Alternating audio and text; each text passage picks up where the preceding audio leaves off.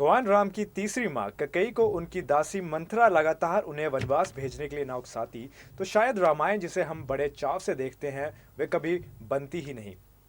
तो इस लिहाज से अगर देखा जाए तो मंथरा ही इस पौराणिक कथा की मेन विलन थी, जिसने रामाचंद्र सागर के सीरियल रामायण में भी अपनी दमदार एक्टिंग से लोगों को उनसे उनसे नफरत करने के लिए मजबूर कर दिया था।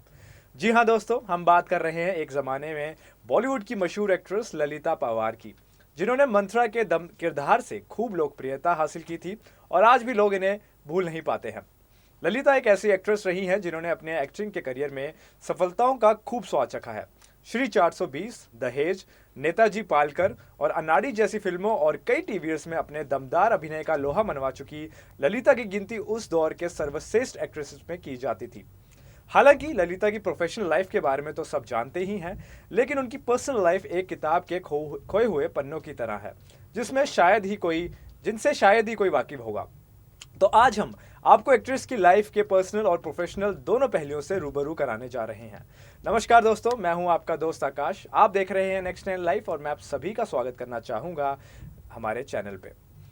तो 18 अप्रैल 1916 में नासिक में जन्मी ललिता का शुरुआती नाम अंबा लक्ष्मण राव शगुन था, जो एक अमीर सिल्क के व्यापारी की बेटी थी।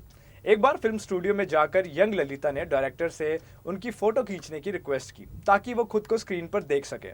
इस दौरान डायरेक्टर उनकी स्क्रीन अपीयरेंस से इतने खुश हुए कि उन्होंने ललिता का अपनी अगली फिल्म के लिए उनको साइन कर लिया और यहीं से एक्ट्रेस के एंटरटेनमेंट इंडस्ट्री के सफर की शुरुआत हो गई थी। दोस्तों, ललिता के सर पर एक्टिंग का इस कदर जुनून था कि उन्होंने मात्र 9 साल की उम्र से काम करना शुरू कर दिया था।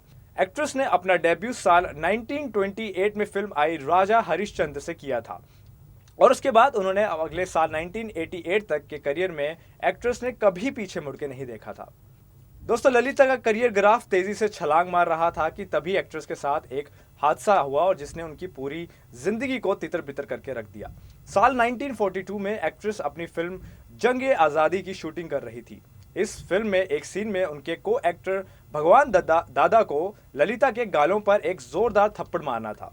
इस सीन की शूटिंग के समय दादा ने ललिता को इतनी जोर से थप्पड़ मार दिया कि उनके कानों से खून निकलने लगा और उनकी दाहिनी आंख की नस पूरी तरह से फट गई।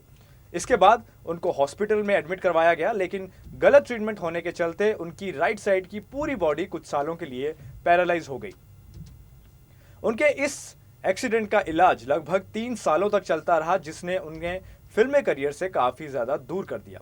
दोस्तों, ललिता को जहां पहले लीड रोल में ऑफर आया करते थे, वहीं इलाज के बाद उन्हें कैरेक्टर रोल ज्यादा मिलने लग गए। हालांकि ऐसी स्थिति में जहां किसी का भी मनोबल टूट जाएगा, वहां उससे उलट ललिता पंवार ने यह मौका हाथ से ना गवाते हुए कई फिल्मों में बतौर सपोर्टिंग एक्ट्रेस के रोल को अदा किया और जबरदस्त कमबैक भी किया।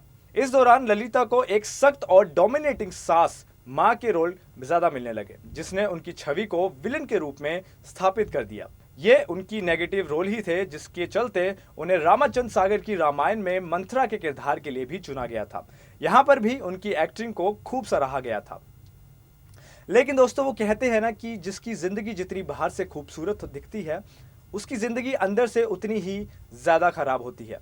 ऐसा ही कुछ ललिता के साथ भी हुआ। अपनी प्रोफेशनल लाइफ से उलट एक्ट्रेस ने अपनी निजी जिंदगी में अपनों से ही धोखे खाए हैं। दरअसल 1930 के करीब एक्ट्रेस ने फिल्म मेकर गणपत राव से शादी कर ली थी। सब कुछ ठीक चल रहा था, लेकिन एक दिन ललिता को गणपत राव के एक्स्ट्रा मैरिटल अफेयर्स के बारे में पता चल गया और दुखी की बात यह थी कि ललिता की छोटी बहन ही उनकी सौतन बन चुकी थी। पति गणपत राव का अफेयर ललिता की छोटी बहन से चल रहा था। इस बात की भनक लगते ही एक्ट्रेस ने अपने पति को तलाक दे दिया। इसके बाद ललिता ने राजकुमार गुप्ता से दूसरी शादी की। वे भी एक फिल्म मेकर थे। इस शादी से उनको एक बेटा जय पंवार भी हुआ, जो मौजूदा समय में एक प्रोड्यूसर है। शादी के बाद ललिता को जबड़े का कैंसर हो गया। इसके बाद वो पुणे शिफ्ट हो गई। उस वक्त एक बार एक्ट्रेस ने कहा था कि शायद इतना खराब लोगों के रोल किए हैं, उसी की सजा भुगत रही हूँ। 24 फरवरी 1988 को पुणे के अपने ही बंगले में ललिता की मौत हो गई। उस वक्त वो अकेली थी और उनका परिवार उनके साथ नहीं था। जब बेटे ने फोन किया तो घर में किसी ने कॉल नहीं उठाया। जब परिवार के लोग घर आए तो ललिता को मरे हुए 3 दिन से ज़्यादा हो चुके थे। दोस्तों, फिल्मी दुनिया की चकाचौंध जितनी दूर से खूबसूरत लगती है, अंदर से वो इंसान को धीरे धीरे खोखला करती चलती जाती है। ललिता ने एक्टिंग के जरिए भले ही सैकड़ों लोगों के दिलों में कितनी गहरी छाप छोड़ी हो, लेकिन आखिरी वक्त में उनके अपने तक उनके पास नहीं थे। तो दोस्तों, ये थी हमारी आज की स्टोरी। उम्मीद है आपको स्टोरी पसंद आई होगी। अगर स्टोरी अच्छी लगी हो तो इसे लाइक ज़रूर कर दीजिएगा और मैं आपके लिए ऐसी ही तमाम वीडियोस लाता रहूँगा। नमस्कार।